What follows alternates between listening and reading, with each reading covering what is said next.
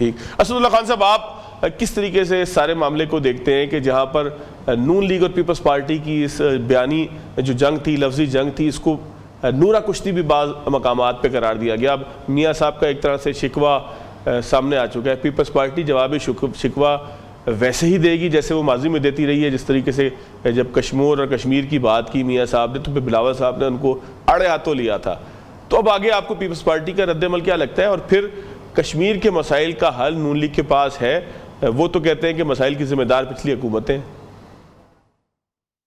دیکھیے، Peoples party سے شکوہ ہے کیا میاں صاحب کو اور نون لیگ کو؟ بلاول صاحب نے پوری کیمپین کے دوران ایسا کیا کہا ہے جس سے شکوہ ہو؟ گالی نہیں دی، انہیں کرپٹ نہیں کہا، انہیں کوئی بہت ایسی بات نہیں کی جس سے بہت ناراض ہونا چاہیے. ایک بات اسد بھائی چھوڑا بھی کچھ نہیں ہے، ان کی حکومت کی لیجیٹیمیسی کے اوپر ہی سوال اٹھا دیا. اس سے بڑی کیا بات ہے؟ میں عرض کر رہا ہوں نا، میں کہہ رہا ہوں یہ ایک ہی تو بات کی ہے.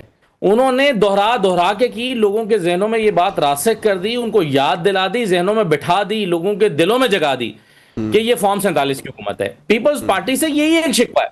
اور بلاول صاحب کے بار بار دہرانے سے یہ بات لوگوں کے دلوں میں بیٹھ گئی، اور اس کا واقعی اس نے ڈیمیج کیا پی ایم ایل این کو، اور اس سے پی ایم ایل این کو واقعی شکوہ ہوا ہے. نواز شریف صاحب کو بھی شکوہ ہوا ہے، مریم نواز صاحبہ کو بھی شکوہ ہوا ہے کہ ہمیں فارم 47 کے کہہ رہے ہیں. اور بلاول صاحب سے اس کے علاوہ کوئی شکوہ نہیں ہے. اسی سے آپ اندازہ لگا لیجئے کہ بلاول صاحب کے اتنی مرتبہ یہ دہرانے سے بہرحال اس کا اثر ہوا ہے، اس کا امپیکٹ ہوا ہے. اس کے علاوہ تو کوئی اور شکوہ ہی نہیں ہے. اور پھر یہ کہا گیا کہ جی بلاول صاحب کو ڈیسنسی برقرار رکھنا چاہیے تھی. انہیں یہ خان صاحب اس کا مطلب یہ ہوا کہ جو بیانیے کی بادشاہ پی ٹی آئی سمجھی جاتی تھی، اس سے زیادہ طاقتور بیانیہ پھر پیپلز پارٹی بنانے میں کامیاب ہو سکی ہے، اگر یہ پہلی دفعہ ہوا ہے تو. اس کی وجہ یہ ہے کہ بلاول صاحب جو کہہ رہے تھے وہ لوگوں کے دلوں کی آواز تھی، یا لوگ پہلے سے مانتے ہیں کہ فارم 47 کی حکومت ہے. لوگوں نے کہا کہ ہم تو پہلے ہی کہہ رہے تھے، چلو آپ بھی کہہ رہے ہیں، تو یہ اور بات جو ہے وہ ٹھک گئی. کیونکہ پی ٹی آئی جب یہ بات کہتی تھی تو اس میں اتنی طاقت محسوس نہیں ہوتی تھی کہ اس کو پولیٹیکل بیانیہ سمجھا جاتا تھا. لیکن جب آپ کا اپنا ہی حلیف یہ بات کہہ دے آپ کے بارے میں تو وہ زیادہ ڈیمیج کرتا ہے. اور دیکھیں، کہا گیا کہ بلاول صاحب کو ڈیسنسی برقرار رکھنا چاہیے تھی. انہوں نے کوئی انڈیسنٹ بات نہیں کی. بلاول صاحب نے تو کہا کہ یہ فارم 47 کی حکومت ہے، جو کہ بالکل سچ بات ہے. اس میں کیا غلط ہے؟ انہوں نے جو کچھ کہا وہ اگرچہ آپ کے ان سے یہ شکوہ ہو سکتا ہے کہ بھئی آپ اسی حکومت کے اتحادی ہیں، آپ کو یہ بات نہیں کہنی چاہیے تھی. کہنی چاہیے یا نہیں کہنی چاہیے یہ ایک علیحدہ ڈیبیٹ ہے. کیا وہ ڈیسنٹ گفتگو تھی یا انڈیسنٹ گفتگو تھی؟ میرے خیال میں تو وہ حقائق پر مبنی گفتگو تھی. تو مجھے تو نہیں لگتا کہ بلاول صاحب نے کوئی انڈیسنٹ بات کی ہے. تو یہ شکوہ کرنا کہ ان کو ایک لمٹ میں رہنا چاہیے تھا، یہ تو پھر کمپرومائز کرنے کی بات ہے نا، کہ آپ کہیں کہ ہاں ہمیں پتا ہے کہ ہم سے فارم 47 کے ہیں. بلاول صاحب اگر آپ یہ بات نہ کریں، ہمیں پتا ہے کہ آپ کا میئر بھی وہاں پر جعلی حکومت بنائے ہوئے ہے، لیکن ہم بھی یہ بات نہیں کریں گے، تو پھر کہاں گئے اصول اور کہاں گئی سیاست، کہاں گئی جو ہے وہ اخلاقیات کی بات؟ تو میرا یہ خیال ہے کہ یہ ہونا ہی تھا. یہ ہنڈیا بیچ چوراہے میں پھوٹنی ہی تھی.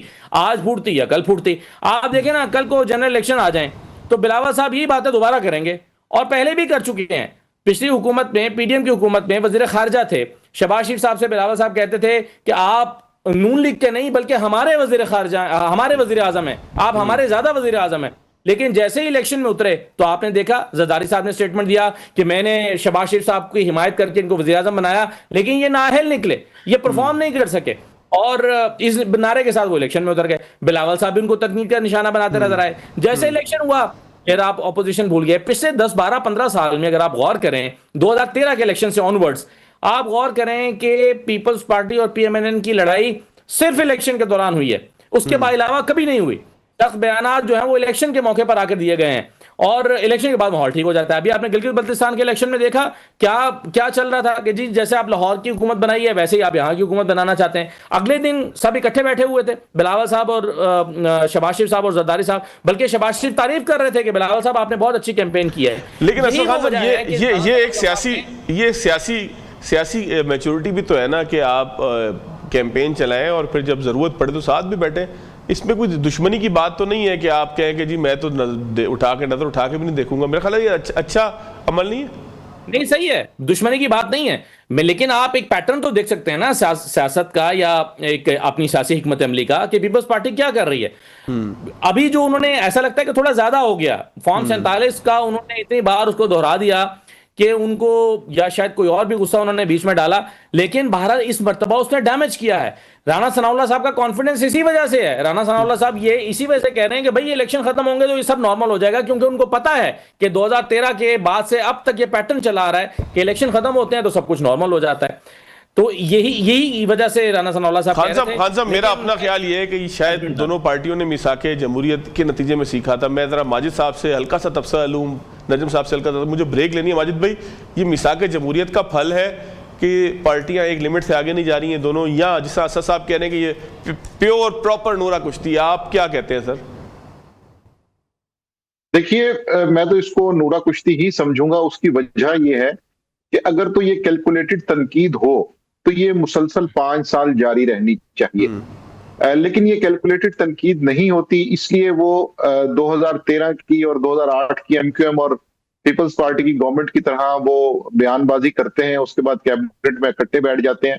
تو وہاں سے پھر یہ پتہ چلتا ہے کہ یہ مفاہمت اور میثاق جمہوریت کا معاملہ نہیں ہے, بلکہ اس کے اندر اگر تو باقی 4 سال تنقید ہوتی رہے تو پھر ہم یہ ضرور کہہ سکتے ہیں کہ جی یہ انہوں نے کچھ سیکھا ہے, مفاہمت اور میثاق کی بات ہے. لیکن چونکہ ایسا نہیں ہوتا, وہ 4 سے 6 مہینے کی ایک ہیٹڈ ڈیبیٹ ہوتی ہے, تو اس میں پھر یہ بالکل کہا جا سکتا ہے کہ یہ نورا کشتی سے کہا جا سکتا ہے. ٹھیک ہو گیا. نجم بھائی آپ کیا کہتے ہیں, یہ نورا کشتی ہے یا یہ حقیقی جنگ ہو چکی ہے؟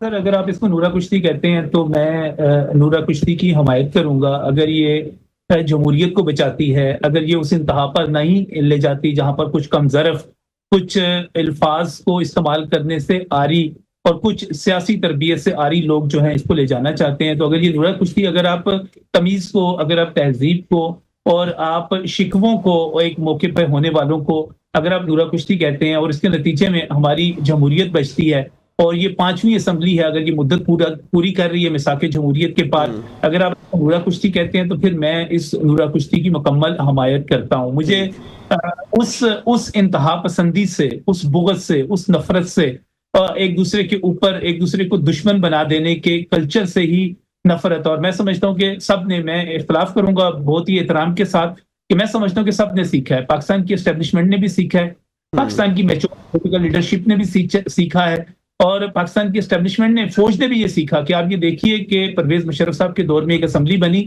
اس نے اپنی مدت پوری کی, اس کے بعد ایک دوسری اسمبلی بنی, زرداری صاحب آئے, اس نے اپنی مدت پوری کی, نواز شریف آئے, اس میں وزرائے اعظم تبدیل ہوتے رہے, اس نے اپنی مدت پوری کی, عمران خان آئے, اس نے مدت پوری کی. سر اس سے پہلے یہ لوگ جو یوٹیوبرز ہیں شاید انہوں نے اس سے پہلے کی نہ سیاست دیکھی ہوئی ہے نہ صحافت دیکھی ہوئی ہے. ہم نے یہاں پر 1.5 برس بعد, میں ان لانگ مارچوں کا حصہ ہوا کرتا تھا, 7 آنسو گیس ہم کھاتے تھے, میں قائد حسین احمد کے ساتھ سڑکوں پر موجود, ہم نے بہت کچھ دیکھا ہے سر.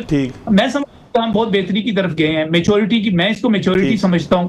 میں اس کو سمجھتا ہوں کہ یہ بہرحال آئین کے مطابق, قانون کے مطابق جمہوریت ہے. ایک دوسرے کو جان سے مار دینا, اور آج جس جگہ پہنچے ہوئے ہیں, ایک دوسرے کی فیملیز تک کو نہ چھوڑتے ہوئے جس جگہ پہ ہم پہنچے ہوئے ہیں, اس پر کسی کو نہیں پہنچنا چاہیے تھا.